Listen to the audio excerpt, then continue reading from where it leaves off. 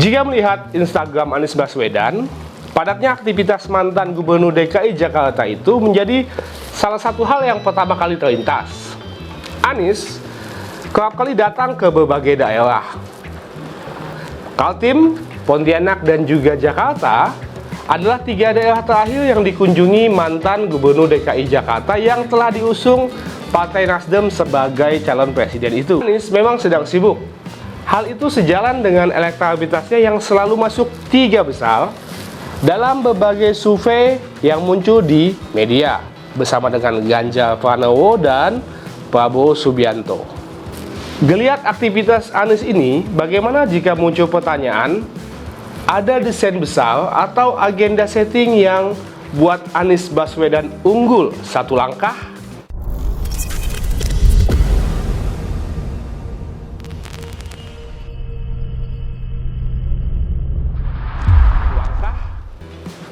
Kita tentu sudah paham, Nasdem yang diketuai Surya Paloh sudah terang-terangan akan mengusung Anies sebagai calon presiden di 2024 mendatang.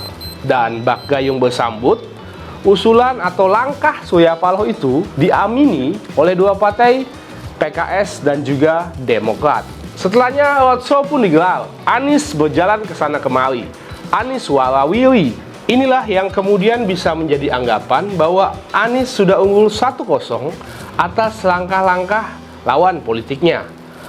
Anies unggul dalam hal pergerakan masif dan terjadwal, sesuatu yang tak dilakukan dua pesaing terdekat Anies, Ganjar Pranowo dan Prabowo Subianto. Meski proses kampanye belum dimulai, pengenalan atau setidaknya memunculkan wajah Anies ke masyarakat dari level atas, menengah hingga bawah saat ini sudah terus dilakukan oleh Partai Nasdem. Jikapun Nasdem tak menyebutnya sebagai kampanye, tetapi potensi Anies yang selalu bertemu dengan akar rumput di berbagai daerah di Indonesia itu tentu saja menumbuhkan kesan bahwa ia akan terus dikenang oleh publik. Paling tidak Anies akan menjadi dikenal sebagai sosok atau wajahnya. Padahal jika melihat status Anies, ia bukanlah calon presiden resmi ataupun calon wakil presiden resmi yang terdaftar di KPU. Hal ini karena KPU baru akan memulai proses pencalonan capres dan cawapres pada 19 Oktober 2023 hingga 25 November 2023 mendatang. Ada anggapan soal Anies yang merupakan capres pun bisa berubah jika pada ujungnya nanti dalam proses pendaftaran resmi, dua partai lain yakni Demokrat dan PKS bisa saja tiba-tiba membelokkan arah atau tak lagi bergabung dengan koalisi bersama Nasdem. Berbagai analisa pun muncul, yakni anggapan bahwa hal-hal yang dilakukan Anies saat ini tak bisa atau tak dilakukan dua pesaing terdekatnya, Ganjar Pranowo dan Prabowo Subianto. Ganjar misalnya, meskipun dalam agenda ia bertemu langsung dengan masyarakat, Ganjar tak bisa memperkenalkan dirinya sebagai calon presiden. Ganjar hanya bisa memperkenalkan diri sebagai Gubernur Jawa Tengah.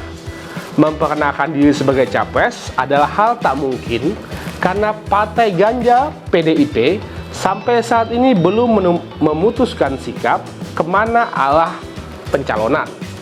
Dan sementara Prabowo, meskipun sudah diusung resmi oleh Gerindra sebagai capres, hal yang tidak dilakukan Prabowo adalah kemasifan pertemuan yang ia lakukan. Prabowo tak getol bertemu dengan warga seperti yang dilakukan Anies saat ini. Hal ini mungkin dikarenakan Prabowo sampai saat ini masih disibukkan dengan aktivitasnya sebagai Menteri Pertahanan di Kabinet Joko Widodo. Pendapat-pendapat soal Anies Baswedan dan kunjungannya ke berbagai daerah ini sempat mencuat beberapa waktu lalu. Anies dianggap curi start kampanye. Tetapi hal itu masih menjadi hal yang diperdebatkan. Ada wilayah abu-abu yang membuat Anies masih tetap memiliki kemungkinan untuk terus melanjutkan safari politiknya ke berbagai daerah. Anies tak bisa ditindak karena memang dia bukanlah calon presiden resmi yang terdaftar di KPU. Pasalnya, proses kampanye saja pun belum dimulai. Adalah lucu ketika Anies sedang bersafari politik, ke berbagai daerah dan kemudian Bawaslu muncul dan meminta untuk menghentikan hal itu. Hal ini tak bisa dilakukan karena memang saat ini proses kampanye itu belum dimulai. Itu tak bisa dilakukan karena Anies memang bukan capres resmi terdaftar di KPU. Anies juga bukan cawapres resmi yang terdaftar di KPU. Laporan pelapor belum terdapat dugaan pelanggaran pemilu karena belum adanya peserta pemilu yang ditetapkan oleh KPU dalam pemilu tahun 2024. Lalu, siapa sebenarnya yang membuat hal ini terjadi? Bagaimana momen ini bisa terjadi? Mungkinkah ada mastermind di belakang Anies? Atau ini berjalan natural alias no dissent at all? Mengutip kata-kata Sun Tzu,